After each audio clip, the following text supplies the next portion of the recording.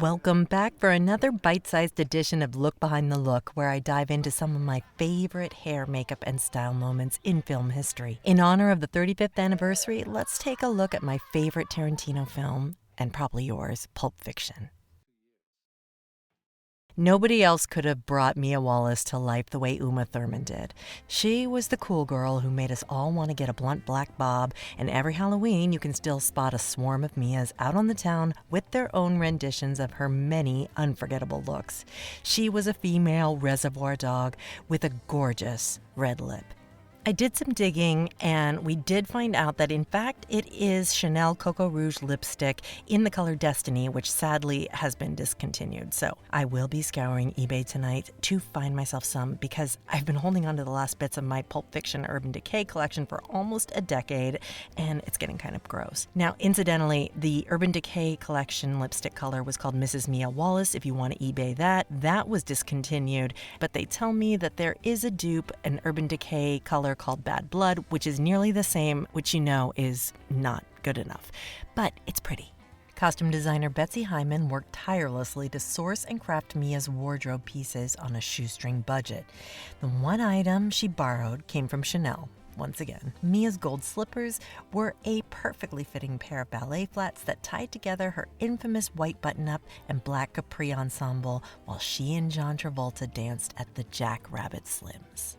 One final and most essential Chanel touch was Mia's nail polish. She was the ultimate embodiment of the confident bad girl energy, and for the longest time I would think back and was convinced it was Vamp on her nails. I even thought I read about it over the years, and I wrote a little bit about Vamp and my passion for it in my Substack this week, so definitely check that out. I'll put the link below.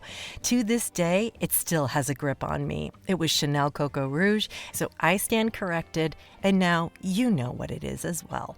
Betsy worked with Quentin on his first film, Reservoir Dogs, so when it came to Pulp Fiction, she had already built a world that she could expand upon. In this Academy Originals clip, she shares a look into her process on both films. This is a fascinating interview. We did both films, Reservoir Dogs and Pulp Fiction, over coffee, and a lot of our visual references were other films. I'm a firm believer that the best way to get ideas is to not try to reinvent the wheel. I think that if you try to imitate, you'll get bogged down. I think emulation is inspirational. I think if you start with the Nouvelle Vague, the film noir of France, and you look at those movies like I did with Quentin, and you say, everybody's wearing a suit. Okay, I think that's a great anonymity thing, that everybody's in a suit. That's anonymous. So now I'm beginning to be inspired and emulate those films by saying, all right, now our characters, they're all thieves. They're all broke. They're all in and out of jail. They don't have any money, but they could all go to the thrift store and get themselves a black suit, a white shirt, and a black tie, and be anonymous. And it would be an homage to the film noir. There you have an idea is born. Then how you execute it, that's your eye. That's the way you see it. I just try to do what's real. Betsy's process is truly incredible. In an interview with Dazed, she said, I think Vincent and Jules are Reservoir Dogs too. I wanted a really short-collared, very tight-fitted suit on Sam Jackson because Jules is like a preacher. And on John, as Vincent, I wanted a linen, rumpled suit because he's a mess with the long hair and the earrings. And I wanted him to have the same outfit that he's been sleeping in and living in. She sourced high and low from Kenny's Western wear in the Valley to old-school shops like Schaff, where she found the classic everyman jacket worn by Bruce Willis as Butch. As for the other characters, she shared more about her and Quentin's process, stating, Quentin and I watched Japanese cartoons together, and I was struck by this SPEEDRACER T-Shirt. I said to Quentin, that's a fantastic T-shirt. He said to me, well, I have one, and we decided to use it on the Eric Stoltz character. So here's a guy who's never leaving his house. Everybody comes to him. He never gets out of his bathrobe. That bathrobe I found, it was a different color, but I had this vision that he had to have this sort of gray color. I don't know why that felt right with the SPEEDRACER T-shirt underneath, but I loved that. Quentin's character, I just wandered into this thrift shop and I saw the red bathrobe and I was like, oh my God, I hadn't even thought what I was going to do about him yet. I just knew it was perfect. And I brought it back and he loved it. And there you have it.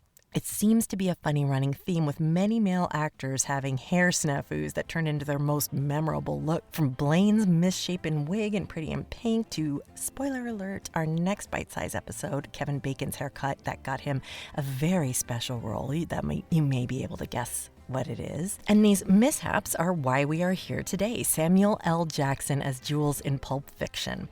He was originally set to have an afro, but when a PA was sent out to purchase the wig, they returned with a Jerry curl wig instead. And it turns out it was the right choice, and Jules wouldn't have been the same without it. Can you imagine being that PA and your honest mistake turning into film history? Here's what Sam Jackson had to say about it.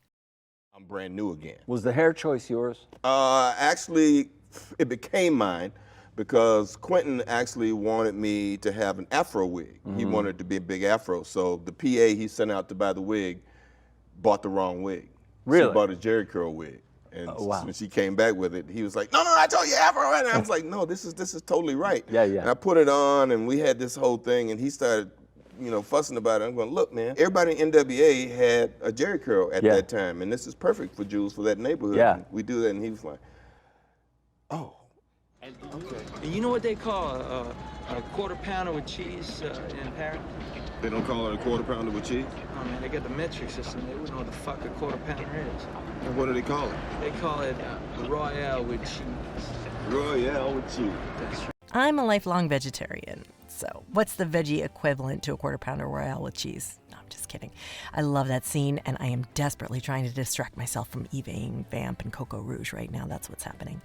Anyway, if you have any favorite Pulp Fiction moments, share them with me because I love hearing from you all. Stay tuned for more, and as always, thank you for listening, watching, subscribing, and sharing. You can stay up to date by following Look Behind the Look on all social media platforms and subscribing on YouTube. Until next time.